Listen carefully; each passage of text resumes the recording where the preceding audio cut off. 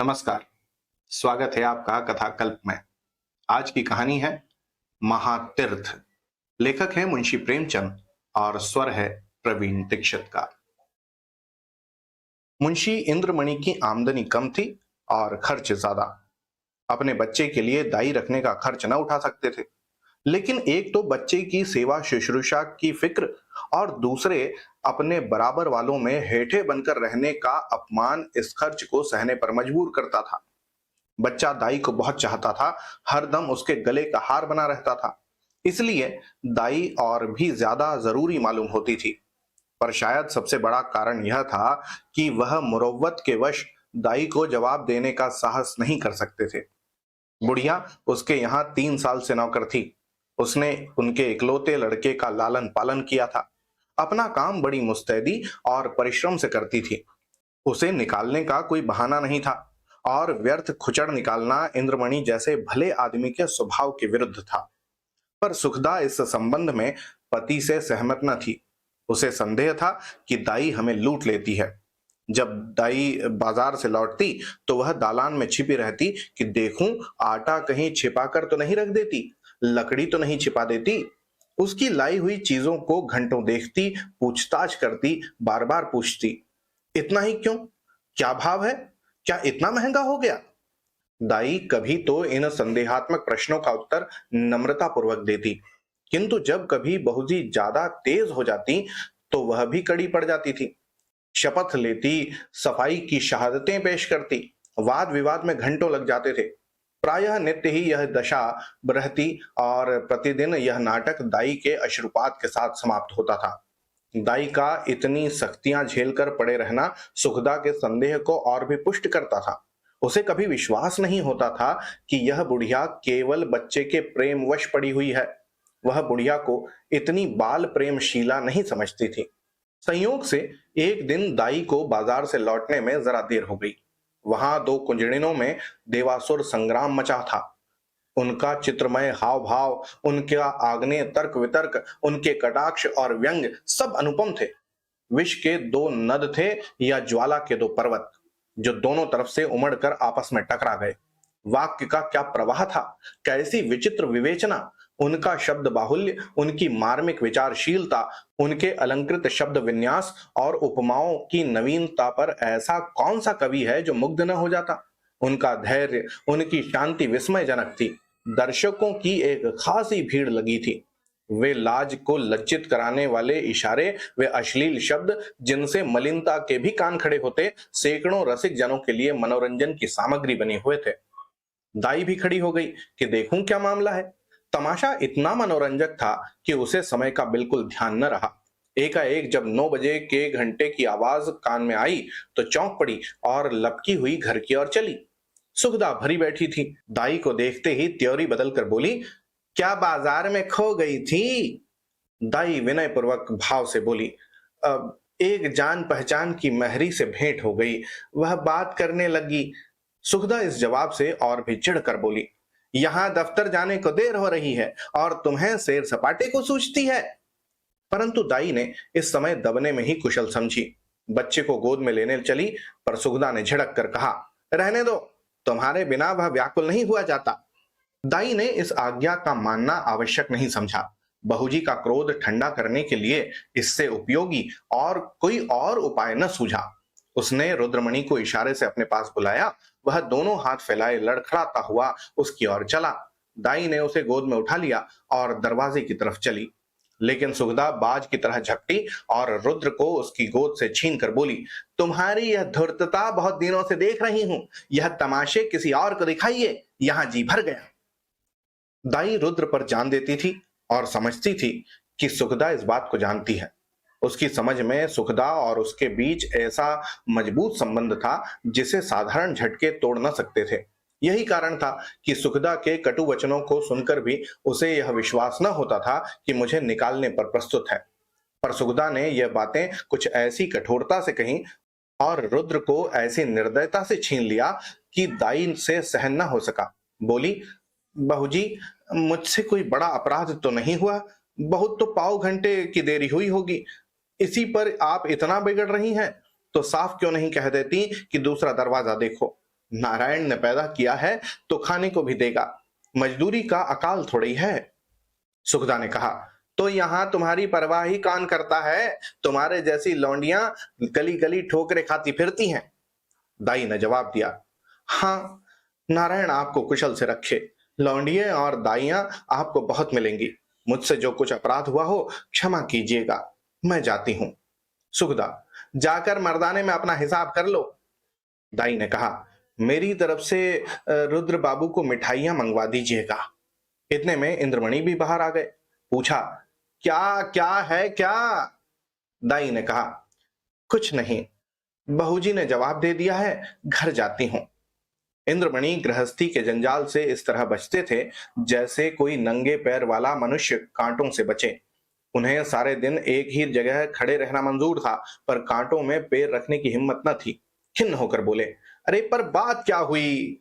सुखदा ने कहा, अजी कुछ नहीं, अपनी इच्छा, नहीं जी चाहता नहीं रखते, किसी के हाथों बिक तो नहीं गए। इंद्रमणि ने झुंझला कर कहा, तुम्हें बैठे बैठाए एक न एक खुचड़ सूझती रहती है। सुखदा ने तिनक कर कहा, हाँ हाँ, मुझे तो इसका रोग है, क्या करूं, स्वभाव ही ऐसा है। तुम्हें यह बहुत प्यारी है तो ले जाकर गले में बांध लो, मेरे पास यहां जरूरत नहीं। दाई घर से निकली तो आंखें डबडबाई हुई थीं। हृदय रुद्रमणि के लिए तड़प रहा था। जी चाहता था कि बालक को लेकर प्यार से चूम लूं, पर यह अभिलाषा लिए ही उसे घर से बाहर निकलना था। रुद्रमणि दाई के पीछे पीछे दरवाजे तक आया, पर दाई ने यह जब दरवाजा बाहर से बंद कर दिया तो वह मचल कर जमीन पर लेट गया और अन्ना अन्ना कहकर रोने लगा। सुखदा ने पुचकारा, प्यार किया, गोद में लेने की कोशिश की, मिठाई देने का लालच दिया, मेला दिखाने का वादा किया। इससे जब काम न चला तो बंदर, सिपाही, लूलू और हवा की धमकी भी दी। पर रुद्र ने वह रौद्र भाव धारण किया कि किसी तरह चुप न हुआ। यहां तक कि सुखदा को क्रोध आ गया। बच्चे को वहीं छोड़ दिया और घर के धंधे में लग गई। रोते रोते रुद्र का मुंह और गाल लाल हो गए, आंखें सूज गईं। निदान वह वहीं जमीन पर सिसकते सिसकते सो गया। सुखदा ने समझा था कि बच्चा थोड़ी देर में रो धोकर चुप हो जाएगा, पर रुद्र ने जागते ही अन्ना की रट लगाई। 3 बजे इंद्रमणि दफ्तर से आए और बच्चे की यह दशा देखी तो स्त्री की तरफ कुपित नेत्रों से देखकर उसे गोद में उठा लिया और बहलाने लगे। जब अंत में रुद्र को यह विश्वास हो गया कि दाई मिठाई लेने गई है तो उसे संतोष हुआ, परंतु शाम होते ही उसने फिर चीखना शुरू किया, अन्ना मिठाई ला, अन्ना मिठाई ला। इस तरह 2-3 दिन बीत गए। रुद्र का अन्ना की रट लगाने और रोने के सिवा और कोई काम न था। वह शांत प्रकृति कुत्ता जो उसकी गोद में एक क्षण के लिए भी न उतरता था, वह मौन व्रतधारी बिल्ली जिसे ताक पर देखकर वह खुशी से फूला न समाता था, वह पंखहीन चिड़िया जिस पर वह जान देता था, सब उसके चित्त से उतर गए। वह उनकी तरफ आंख उठाकर भी न देखता। अन्ना जैसी जीती जागती, प्यार करने वाली, गोद में लेकर घुमाने वाली, थपक थपक कर सुलाने वाली, गा गा कर खुश करने वाली चीज का स्थान इन निर्जीव वस्तुओं से पूरा न हो सकता था। वह अक्सर सोते सोते चौंक पड़ता और अन्ना अन्ना पुकार कर हाथों से इशारा करता, मानो उसे बुला रहा है। अन्ना की खाली कोठरी में घंटों बैठा रहता। उसे आशा होती कि अन्ना यहाँ आती होगी। इस कोठरी का दरवाजा खुलते सुनता तो अन्ना अन्ना कहकर दौड़ता, समझता कि अन्ना आ गई। उसका भरा हुआ शरीर घुल गया, गुलाब जैसा चेहरा सूख गया। माँ बाप उसकी मोहनी हंसी के लिए तरस कर रह जाते थे। यदि उसे बहुत गुदगुदाने या छेड़ने पर वह हंसता, केवल दिल रखने के लिए हंस रहा है। उसे अब दूध से प्रेम नहीं था, न मिश्री से, न मेवे से, न मीठे बिस्किट से, न ताजी इमरतियों से। उनमें मजा तब था जब अन्ना अपने हाथों से खिलाती थी। अब उनमें मजा नहीं था। 2 साल का लहलहाता हुआ सुंदर पौधा मुरझा गया।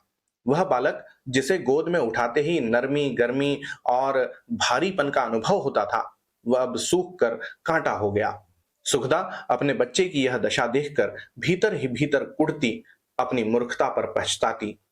इंद्रमणि जो शांति प्रिय आदमी थे, अब बालक को गोद से अलग न करते थे। उसे रोज हवा खिलाने ले जाते थे, नित्य नए खिलौने लाते थे, पर मुरझाया हुआ पौधा किसी तरह भी न पनपता था। दाई उसके लिए संसार का सूर्य थी। उस स्वाभाविक गर्मी और प्रकाश से वंचित रहकर हरियाली की बाहर कैसे दिखता। दाई के बिना उसे अब चारों ओर अंधेरा और सन्नाटा दिखाई देता था। दूसरी अन्ना तीसरे ही दिन रख ली गई थी, पर रुद्र उसकी सूरत देखते ही मुंह छिपा लेता था, मानो कोई डायन या चुड़ैल है। प्रत्यक्ष रूप में दाई को न देखकर वह रुद्र अब उसकी कल्पना में मग्न रहता था। वहां उसकी अन्ना चलती फिरती दिखाई देती थी। उसकी वही गोद थी, वही स्नेह, वही प्यारी प्यारी बातें, वही प्यारे गाने, वही मजेदार मिठाइयां, वही सुहावना संसार, वही आनंदमय जीवन। अकेले बैठकर कल्पित अन्ना से बातें करता। अन्ना कुत्ता भौंके, अन्ना कुत्ता भौंके, अन्ना गाय दूध देती, अन्ना उजला उजला घोड़ा दौड़े। सवेरा होते ही लौटा लेकर दाई की कोठरी में जाता और कहता, अन्ना पानी। दूध का गिलास लेकर कोठरी में रखा था और कहता, अन्ना दूध पिला। अपनी चारपाई पर तकिया रखकर चादर से ढांक देता और कहता, अन्ना सोती है, अन्ना सोती है। सुगदा जब खाने बैठती तो कटोरे उठा उठाकर अन्ना की कोठरी में ले जाता और कहता, अन्ना खाना खाई की, अन्ना खाना खाई की। अन्ना अब उसके लिए एक स्वर्ग की वस्तु थी, जिसके लौटने की अब उसे बिल्कुल आशा न थी। रुद्र के स्वभाव में धीरे धीरे बालकों की चपलता और सजीवता की जगह एक निराशाजनक धैर्य का आनंद विहीन शिथिलता दिखाई देने लगी थी। इस तरह 3 हफ्ते गुजर गए। बरसात का मौसम था। कभी बेचैन करने वाली गर्मी, कभी हवा के ठंडे झोंके। बुखार और जुकाम का जोर था। रुद्र की दुर्बलता इस ऋतु परिवर्तन को बर्दाश्त न कर सकी। सुखदा उसे फलालेन का कुर्ता पहनाए रखती थी, उसे पानी के पास नहीं जाने देती, नंगे पैर एक कदम नहीं चलने देती, पर सर्दी लग ही गई। रुद्र को खांसी और बुखार आने लगा।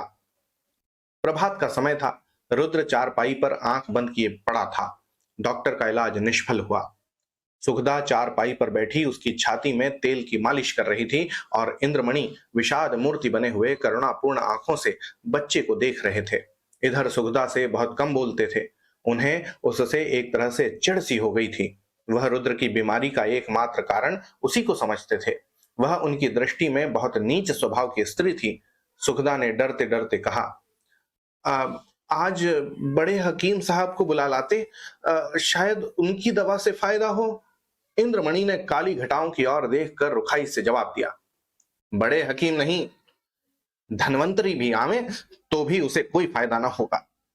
सुखदा ने कहा, "अरे तो क्या अब किसी की दवा ना होगी?" इंद्रमणि बोले, "बस इसकी एक ही दवा है और अलभ्य है।" सुखदा, "तुम्हें तो बस एक ही धुन सवार है, क्या बुढ़िया आकर अमृत पिला देगी?" "यदि नहीं समझती हो और अब तक नहीं समझी तो रोगी, बच्चे से हाथ धोना पड़ेगा।" "चुप भी रहो, क्या अशुभ बातें मुंह से निकालते हो? यदि ऐसी ही जली कटी सुनानी है तो बाहर चले जाओ।" "हाँ हाँ, मैं तो जाता हूं, पर याद रखो, यह हत्या तुम्हारी ही गर्दन पर होगी।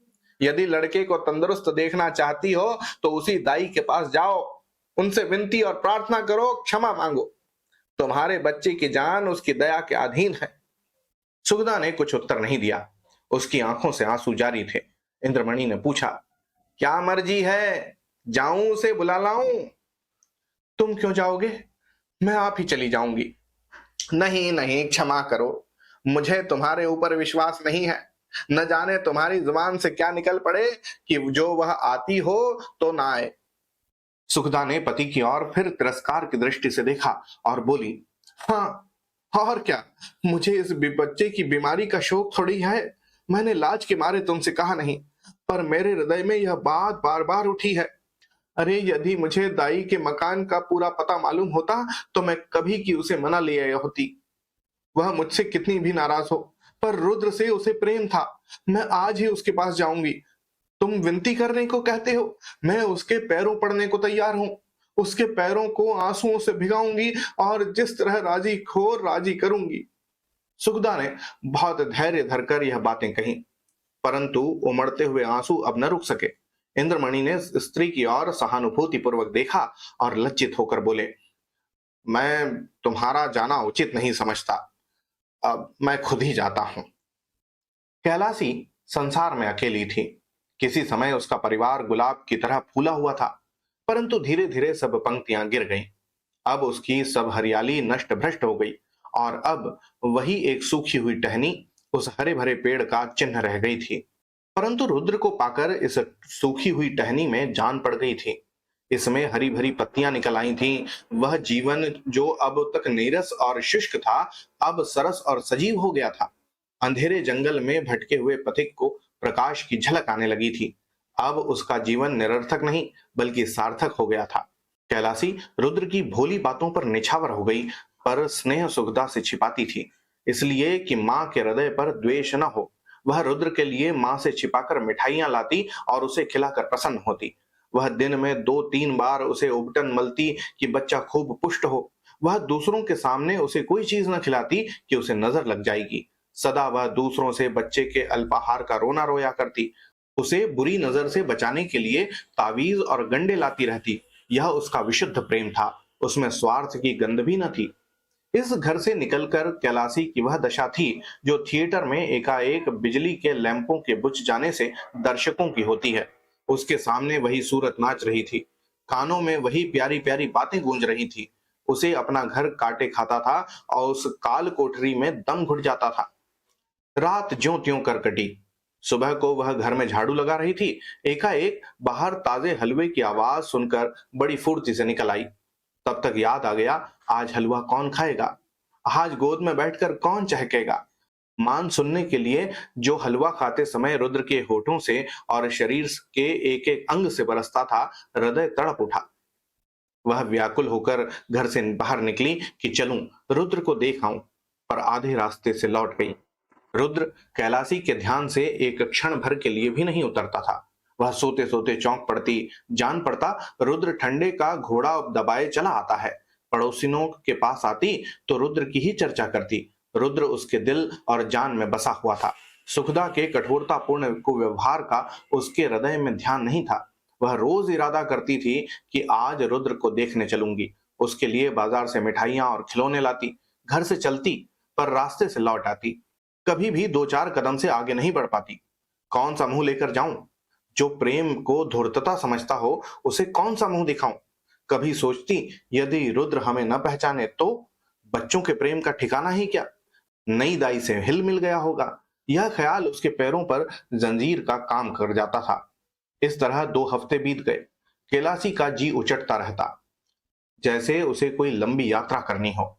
घर की चीजें जहां की तहां पड़ी रहती, न खाने की सुध थी न पहनने की। दिन रात रुद्र के ही ध्यान में डूबी रहती थी। संयोग से इन्हीं दिनों बद्रीनाथ की यात्रा का समय आ गया। मोहल्ले के कुछ लोग यात्रा की तैयारियां करने लगे। कैलासी की दशा इस समय उस पालतू चिड़िया की सी थी जो पिंजरे से निकलकर फिर किसी कोने की खोज में हो। उसे विस्मृति का यह अच्छा अवसर मिल गया। यात्रा के लिए तैयार हो गई। आसमान पर काली घटाएं छाई थीं और हल्की हल्की फुहारें पड़ रही थीं। दिल्ली स्टेशन पर यात्रियों की भीड़ थी। कुछ गाड़ियों में बैठे थे, कुछ अपने घर वालों से विदा हो रहे थे। चारों तरफ हलचल सी मची थी। संसार माया आज भी उन्हें जकड़ी हुई थी। कोई स्त्री को सावधान कर रहा था कि धान कट जावे तो ताल वाले खेत में मटर बो देना और बाग के पास गेहूं। कोई अपने जवान लड़के को समझा रहा था, असामियों पर बकाया लगान की नालिश में देर न करना और 2 रुपए सैकड़ा सूद जरूर काट लेना। एक बूढ़े व्यापारी महाशय अपने मुनीम से कह रहे थे कि माल आने में देरी हो तो खुद चले जाइएगा और चलतू माल लीजिएगा, नहीं तो रुपया फंस जाएगा। पर कोई कोई ऐसे श्रद्धालु मनुष्य भी थे जो ध्यान मग्न दिखाई देते थे। वे या तो चुपचाप आसमान की ओर निहार रहे थे या माला फेरने में तल्लीन थे। कैलासी भी एक गाड़ी में बैठी सोच रही थी, इन भले आदमियों को अब भी संसार की चिंता नहीं छोड़ती। वही वनिज व्यापार लेन देन की चर्चा। रुद्र इस समय यहाँ होता तो वह बहुत रोता, मेरी गोद से कभी न उतरता। लौट कर उसे अवश्य देखने जाऊंगी। हे ईश्वर, किसी तरह गाड़ी चले। गर्मी के मारे जी व्याकुल हो रहा है। इतनी घटा उमड़ी हुई है किंतु बरसने का नाम नहीं लेती। मालूम नहीं यह रेल वाले क्यों देर कर रहे हैं। झूठ मूठ इधर उधर दौड़ाते फिरते हैं। यह नहीं कि झटपट गाड़ी खोल दें, यात्रियों की जान में जान आए। एकाएक उसने इंद्रमणि को बाइसिकल लिए प्लेटफॉर्म पर आते देखा। उनका चेहरा उतरा हुआ था और कपड़े पसीनों से तर थे। वह गाड़ियों में झांकने लगे। कैलासी केवल यह जताने के लिए कि मैं भी यात्रा करने जा रही हूँ, गाड़ी से निकल बाहर आई।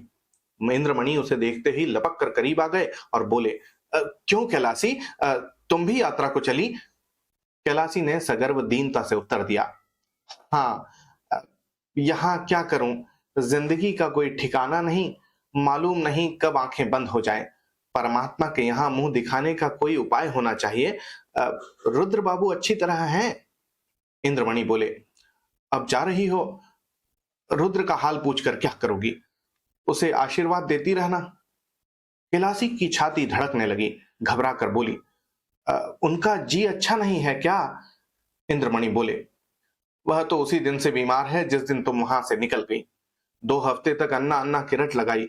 अब 1 हफ्ते से खांसी और बुखार में पड़ा है। सारी दवाइयां करके हार गया, कुछ फायदा न हुआ। मैंने सोचा था कि चलकर तुम्हारी अनुनय विनय करके लिवा लाऊंगा। क्या जाने तुम्हें देखकर उसकी तबीयत संभल न जाए। पर तुम्हारे घर गया तो मालूम हुआ कि तुम यात्रा करने जा रही हो। अब किस मुंह से चलने को कहूं?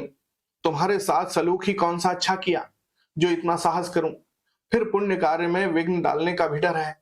जाओ, उसका ईश्वर मालिक है। आयु शेष है तो बच ही जाएगा, अन्यथा ईश्वरीय गति में किसी का क्या वश। कैलाशी की आंखों के सामने अंधेरा छा गया। सामने की चीजें तैरती हुई मालूम होने लगी। हृदय भावी अशुभ की आशंका से दहल गया। हृदय से निकल पड़ा, हे ईश्वर, मेरे रुद्र का बाल बांका ना हो। प्रेम से गला भराया। विचार किया कि मैं कैसी कठोर हृदया हूं। प्यारा बच्चा रो रो कर हलकान हो गया और मैं उसे देखने तक न गई। सुखदा का स्वभाव अच्छा नहीं, न सही, किंतु रुद्र ने मेरा क्या बिगाड़ा था कि मैंने मां का बदला बेटे से लिया? ईश्वर मेरा अपराध क्षमा करें। प्यारा रुद्र मेरे लिए हुड़क रहा है। इस ख्याल से कैलाशी का कलेजा महसूस उठा था और आंखों से आंसू बह निकले थे। अरे, मुझे क्या मालूम था कि उसे मुझसे इतना प्रेम है। पता नहीं बच्चे की क्या दशा है। भयातुर होकर बोली, दूध तो पीते हैं ना? इंद्रमणि ने कहा। तुम दूध पीने को कहती हो? उसने 2 दिन से आंख नहीं खोली। कैलाशी ने कहा, हे मेरे परमात्मा। अरे ओ कुली, कुली, बेटा, बेटा आकर मेरा सामान गाड़ी से उतार दे। अब मुझे तीर्थ जाना नहीं सूझता। हाँ बेटा, जल्दी कर। बाबूजी, देखो कोई इक्का हो तो ठीक कर लो। इक्का रवाना हुआ। सामने सड़क पर बग्गियां खड़ी थीं। घोड़ा धीरे धीरे चल रहा था। कैलाशी बार बार झुंझलाती थी और इक्का वान से कहती थी, बेटा जल्दी कर, मैं तुझे कुछ ज्यादा दे दूंगी। रास्ते में मुसाफिरों की भीड़ देखकर उसे क्रोध आता था। उसका जी चाहता था कि घोड़े के पर लग जाते। लेकिन जैसे ही इंद्रमणि का मकान करीब आया, कैलाशी का हृदय उछलने लगा। बार बार हृदय से रुद्र के लिए आशीर्वाद निकलने लगा। ईश्वर करे सब कुछ कुशल मंगल हो। इक्का इंद्रमणि की गली की ओर मुड़ा। अकस्मात कैलाशी के कान में रोने की ध्वनि पड़ी। कलेजा मुंह को आ गया। सिर में चक्कर आ गया। मालूम हुआ नदी में डूब जाती हूँ। जी चाहा कि इक्के पर से कूद पड़ूं, पर थोड़ी देर में मालूम हुआ कि कोई स्त्री मैके से विदा हो रही है, तो संतोष हुआ। अंत में इंद्रमणि का मकान आ पहुंचा। कैलाशी ने डरते डरते दरवाजे की तरफ ताका, जैसे कोई घर से भागा हुआ अनाथ लड़का शाम को भूखा प्यासा घर आए, दरवाजे की ओर सटकी हुई आंखों से देखे कि कोई बैठा तो नहीं। दरवाजे पर सन्नाटा छाया हुआ था। महाराज बैठा सुरती मल रहा था। कैलाशी को जरा ढारस हुआ। घर में बैठी तो देखा कि नहीं, दाई पुलटिस पका रही है। हृदय में बल का संचार हुआ। सुगदा के कमरे में गई तो उसका हृदय गर्मी के मध्याह्न काल के सदृश कांप रहा था। सुगदा रुद्र को गोद में लिए दरवाजे की ओर एक टक ताक रही थी। शोक और करुणा की मूर्ति बनी थी। कैलाशी ने सुगदा से कुछ नहीं पूछा। रुद्र को उसकी गोदी से लिया और उसकी तरफ सजल नेत्रों से देखकर बोली, बेटा रुद्र, आंखें खोलो। रुद्र ने आंखें खोली। क्षण भर दाई को चुपचाप देखता रहा और तब एकाएक दाई के गले से लिपट कर बोला, अन्ना आई है, अन्ना आई। रुद्र का पीला मुरझाया हुआ चेहरा खिल उठा, जैसे बुझते हुए दीपक में तेल पड़ जाए। ऐसा मालूम हुआ मानो वह कुछ बढ़ गया है। 1 हफ्ता बीत गया। प्रातः काल का समय था। रुद्र आंगन में खेल रहा था। इंद्रमणि ने बाहर आकर उसे गोद में उठा लिया और प्यार से बोले, तुम्हारी अन्ना को मार कर भगा दे। रुद्र ने मुंह बनाकर कहा, नहीं रोएगी। कैलाशी बोली, क्यों बेटा, तुमने तो मुझे बद्रीनाथ नहीं जाने दिया। मेरी यात्रा का पुण्य कौन देगा? इंद्रमणि ने मुस्कुराकर कहा, तुम्हें उससे कहीं अधिक पुण्य मिल गया। यह तीर्थ महातीर्थ है। तो ये थी आज की कहानी महातीर्थ। आपको कैसी लगी जरूर बताइएगा होती है अगली कहानी में फिर मुलाकात। तब तक के लिए धन्यवाद और जय हिंद।